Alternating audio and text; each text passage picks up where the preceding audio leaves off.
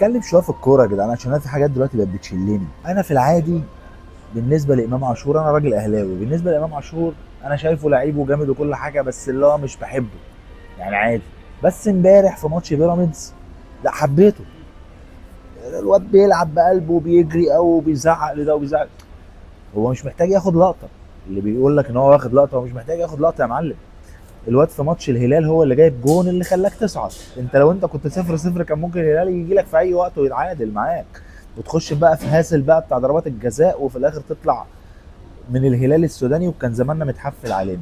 هو الراجل دخل جاب لك جون بالاسيست بتاع طاهر محمد طاهر، وجون حلو يعني، مش جون بس كده في البطيخ، لا جون حلو.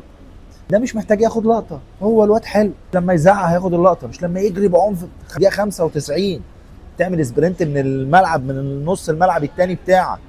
ده غير ان انت اصلا عامل مراوغه مع اتنين مهاجمين، يعني لبستهم الشوربه. عملت مراوغه بنت حلال، الواد لف بالكرة ومنهم واحد وقع على وشه اصلا من هول الصدمه. فده مش محتاج ياخد لقطه يا معلم. لما يعمل حاجه صح سقف له، قول له انت جامد، ما تقعدش بقى تقول لي بياخد لقطه ومش عارف ياخد لقطه. تيه هياخد لقطه ليه؟ هياخد لقطه ليه؟ هو ساعات بيأنن، ساعات ما بيبصيش الكوره في الوقت المناسب، بيطول فيها زياده.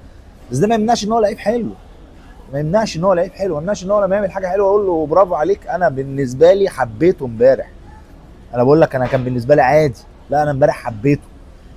انا بحب اللعيب ده، اللعيب اللي بيبقى خايف قوي وعنده قلب دوت، اللعيب اللي هو ايه، فاهم، حسام غالي في نفسه. انا بحبه ده.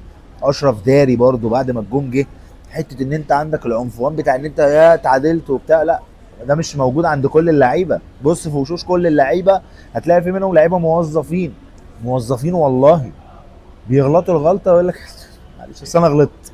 لا يا روح امك، غلطت ايه؟ انت بتاخد فلوس قد كده عشان ما تغلطش. يعني حتى الواد اللي جاب الجون ده اللي هو احمد رضا ده ولا محمد رضا ده، ما حتى مش عارف احفظ اسمه من كتر ما انا بتضايق منه. 200 ميس باص، الجون اللي جه فينا بسبب الميس باص بتاعه. جاب جون التعادل، بس معلش عامل 3 4 ميس باص بفضايح ليه؟ انا جايب لعيب المفروض جاهز عشان خاطر يجي يعمل لي ميس باص في الملعب ويطلعني بزفت يدخل فيا جون بالاونطه. فلا امام كان حلو، امام حلو، ونقول ان هو كان حلو بصراحه. انا عن نفسي حبيت امام من لقطه امبارح دي، انا حبيت امام. فما تقولش ان هو بتاع لقطه، لا هو مش بتاع لقطه خالص.